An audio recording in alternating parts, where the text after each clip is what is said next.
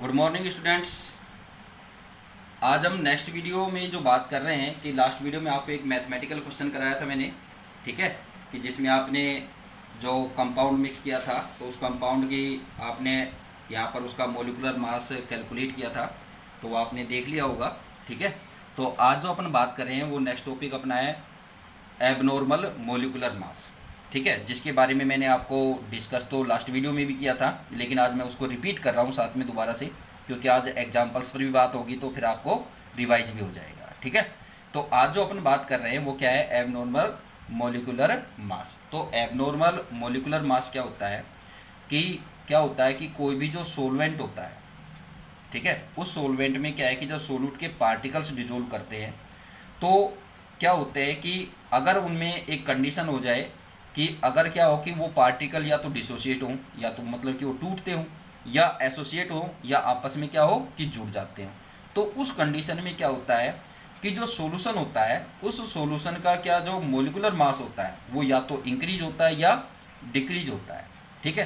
तो जो सॉल्यूशन की प्रॉपर्टी में जो इस तरह का जो चेंज है वो क्या है, कोलिगेटिव प्रॉपर्टीज है, यानी कि उसकी जो कोलिगेटिव प्रॉपर्टीज उसमें चेंज हुआ, और ये जो चेंज है वही क्या है उसका कि the molecular mass is called क्या होगा कि क्या हो जाएगा, वो क्या बोला जाएगा, एबनॉर्मल मोलिकुलर मास कहा जाएगा। देखो यहाँ पर दो बातें थी, अपने बात की थी कि भाई जो रावले लॉ के अकॉर्डिंग, यानी कि जो एक अपन ये कहें कि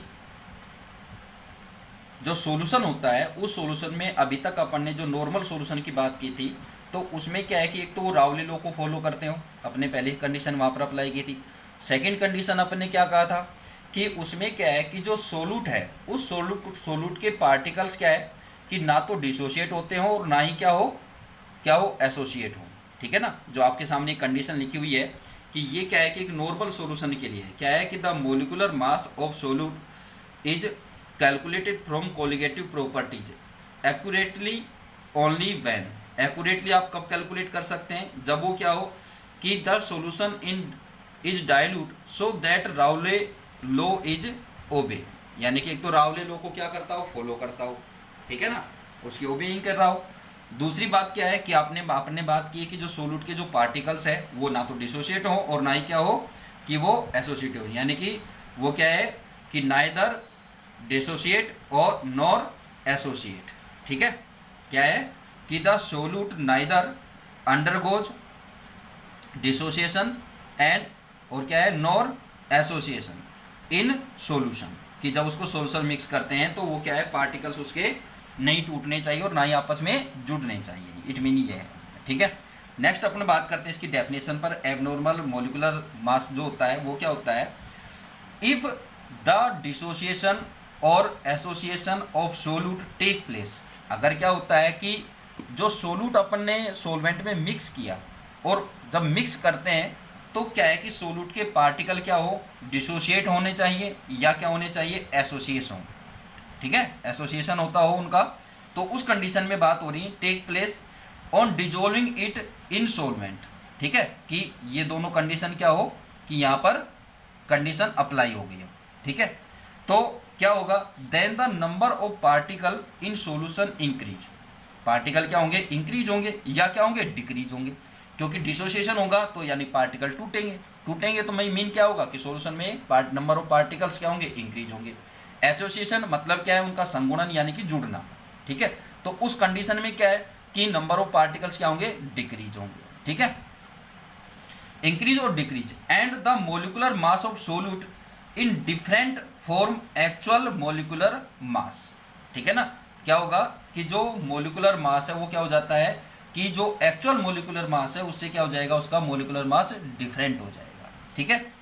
different form equal actual mass due to change in colligative properties, this molecular mass is called abnormal molecular mass, ठीक है।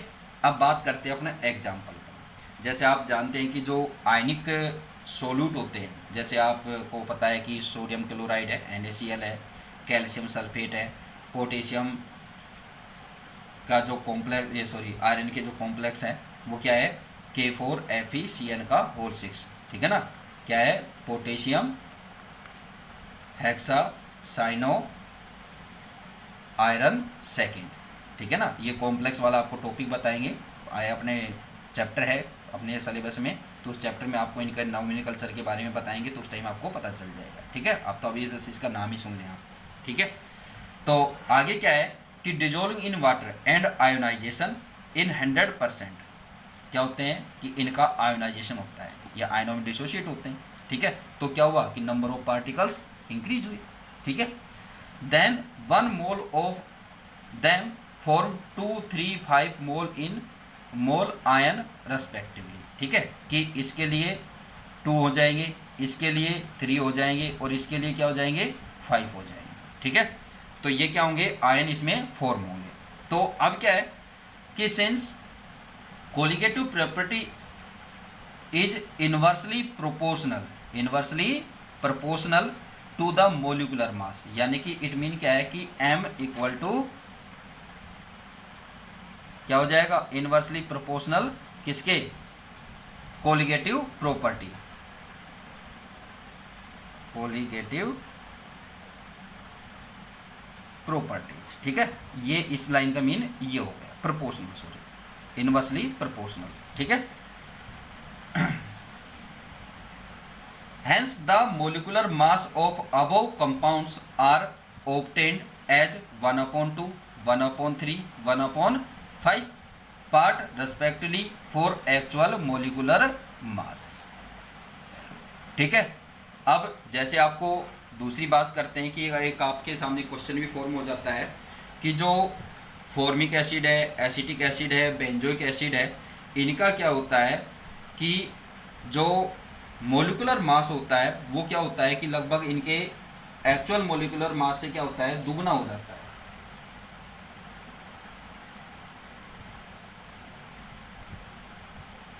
ठीक है। कि इनका जो एक्चुअल मोलिकुलर मास है उससे डबल हो जाता है। तो वो रीजन क्या है यहाँ पर, तो उसमें क्या होता है कि भाई आपको हाइड्रोजन बॉन्डिंग बताई थी मैंने, ठीक है। हाइड्रोजन बॉन्डिंग आपको थोड़ा बहुत डिस्कस भी हुआ था कि हाइड्रोजन बॉन्डिंग आपने 11th क्लास में पढ़ी है, इंटरमोलिकुलर और इंट्रामोलिकुलर। इंटरमोलिकुलर यानी कि उसी मोलिक्यूल में ऐसी कंडीशन हो जाए कि वो आपस में क्या हो जाए कि बॉन्डिंग बनाते, हाइड्रोजन बॉन्डिंग बनाते हो।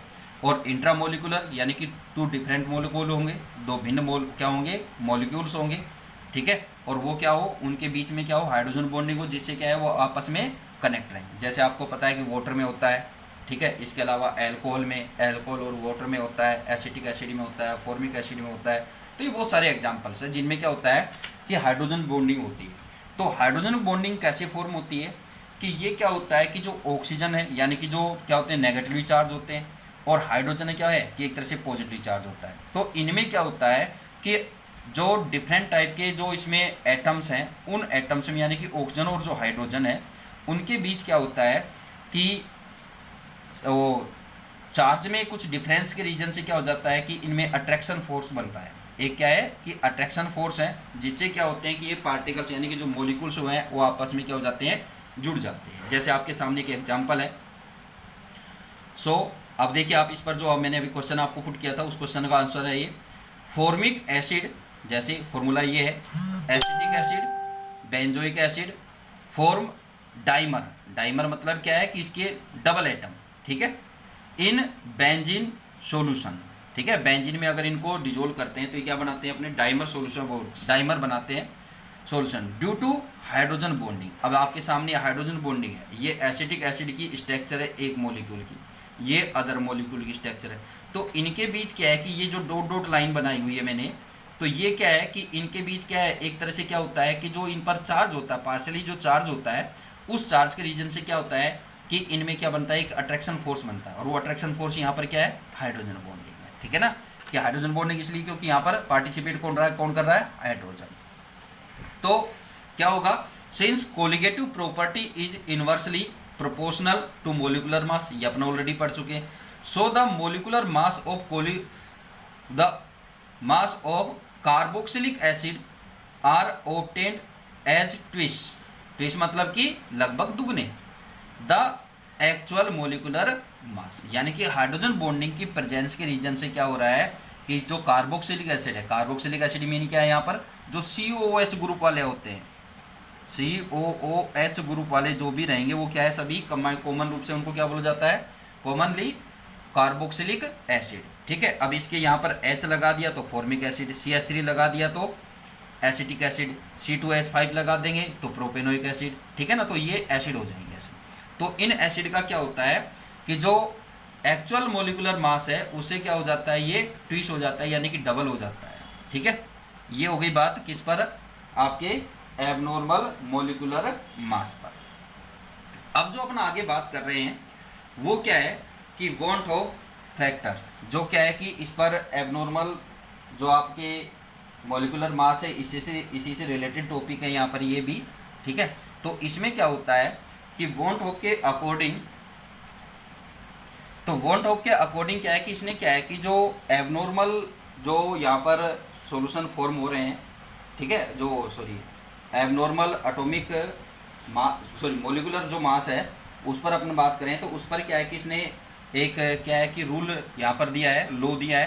तो इसके अकॉर्डिंग क्या है कि want of introduce A factor I यहाँ पर क्या है कि एबनॉर्मल मोलिकुलर मास, आई किसको डिनोटेड करेगा, स्मॉल आई।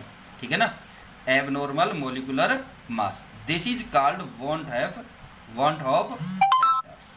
ठीक है, अब क्या है, van't Hoff factor can be defined as follows. ठीक है, तो अब देखिए आपके सामने ये कुछ फॉर्मूलेज आपको दिख रहे हैं, फॉर्मूलाज। तो ये किस तरह से फॉर्म हो रहे हैं, observe value of colligative properties. ठीक है ना, कि जो आपने ऑब्जर्व की, और अपॉन क्या है कि calculated value of colligative properties, यानी कि जो क्या है कि ऑब्जर्वेशन से पहले उसकी जो यानी कि जो सॉल्यूशन फॉर्म किया था उससे पहले। ठीक है, तो एक तो ये फॉर्मूला हो गया। सेकंड क्या है कि आई इक्वल टू क्या है, number of particle obtained after dissociation और एसोसिएशन। ठीक है, upon number of particle taken before association और डिसोसिएशन। ठीक है, तो इसको क्या है कि अपने शॉर्टकट में आपने कैसे कर सकते हैं, तो शॉर्टकट में आपको क्या है कि डेल पी ऑब्जर्व और डेल पी कैलकुलेटेड, इसी तरह से डेल टी ऑब्जर्व और कैलकुलेटेड, इसी तरह से ये क्या है उसका फ्रीजिंग पॉइंट है। ये तो क्या टेम्परेचर पर हो गया, ये उसके प्रेशर पर, ये टेम्परेचर पर, सॉरी ये उसके टेम्परेचर पर, ये फ्रीजिंग टेम्परेचर, यानी कि जो आपने बोला है कि जो फ्रीजिंग है वो होता है, आपने एक टॉपिक पढ़ा है अपने डिप्रेशन इन फ्रीजिंग पॉइंट। ठीक है ना, डिप्रेशन इन फ्रीजिंग पॉइंट, और ये पाई क्या है ऑस्मोटिक प्रेशर पर है। ठीक है ना, तो ऑब्जर्व और कैलकुलेट।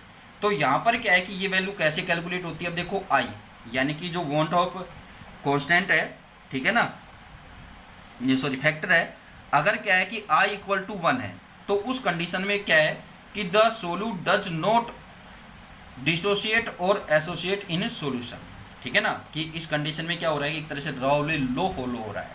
ठीक है ना, कि जब क्या है कि जो वॉन्ट ऑफ जो फैक्टर है और इक्वल टू क्या है 1 है, तो उस कंडीशन में क्या है कि जब सोलूट आप इसमें सोलवेंट में मिक्स करेंगे तो सोलूट के जो पार्टिकल्स है वो ना तो क्या होंगे यहाँ पर डिसोशिएट होंगे और ना ही क्या होंगे एसोसिएट होंगे। ठीक है, अगर क्या होता है कि आई ग्रेटर देन 1, क्या कंडीशन हो जाए, i greater than 1 solute is dissociate, क्या होंगे कि सोलूट के पार्टिकल्स क्या हो रहे हैं यहाँ पर डिसोशिएट होंगे, और आई लेस देन 1 है तो मतलब क्या होगा कि इसका ऑपोजिट, यानी कि क्या होंगे कि द सोलूट इज एसोसिएट, यानी कि सोलूट के जो पार्टिकल्स हैं वो क्या होंगे एसोसिएटेड हो जाएंगे यहाँ पर। ठीक है, तो the general equation of colligative properties show following change due to dissociation and association of solute in solution. तो अब इस पर क्या है कि अपने नेक्स्ट जो बात करेंगे वो आपको क्या है कि जो आपने 4 टॉपिक्स अपने पढ़े थे कि relative lowering of vapour pressure, तो वो क्या हो जाएगा, ये हो जाएगा। इसी तरह से क्या है वॉन्ट ऑफ के अकॉर्डिंग है ये, ठीक है ना बेटा, एलिवेशन इन बॉइलिंग पॉइंट ये हो जाएगा। ठीक है, डिप्रेशन इन फ्रीजिंग पॉइंट ये हो जाएगा। ठीक है, और ऑस्मेटिक प्रेशर क्या हो जाएगा, ये हो जाएगा। तो ये आपके सामने यहाँ पर क्या है कि इसके यानी कि वॉन्ट ऑफ फैक्टर के अकॉर्डिंग क्या है कि जो इनमें चेंजिंग होगी वो चेंजिंग आपको इन फॉर्मूला से कैलकुलेट की जा सकती है। ठीक है ना, जैसे यहाँ पर क्या है कि आपको डिनोटेड तो पता ही है, पीए क्या है कि प्रेशर किसका है, सोलवेंट का, और ये क्या है सोलूट का।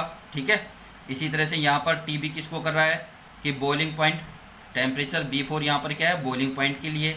WB किसको डिनोटेड कर रहा है कि मास ऑफ सोल्यूट और मोलर मास ऑफ सोल्यूट, और ये क्या है, मास ऑफ सोलवेंट। ठीक है, आपको ये सारी डिनोटेड आपको ऑलरेडी हो चुके हैं, तो वही यहाँ पर आपको बताने हैं। TF का मतलब या डेल TF का मीन क्या है कि यहाँ पर डिप्रेशन इन फ्रीजिंग पॉइंट, यानी कि टेम्परेचर कौन सा है, ये फ्रीजिंग पॉइंट वाला है। ऑस्मेटिक प्रेशर जो आपको पता है, आपने किससे डिनोटेड किया था, पाई से डिनोटेड किया था।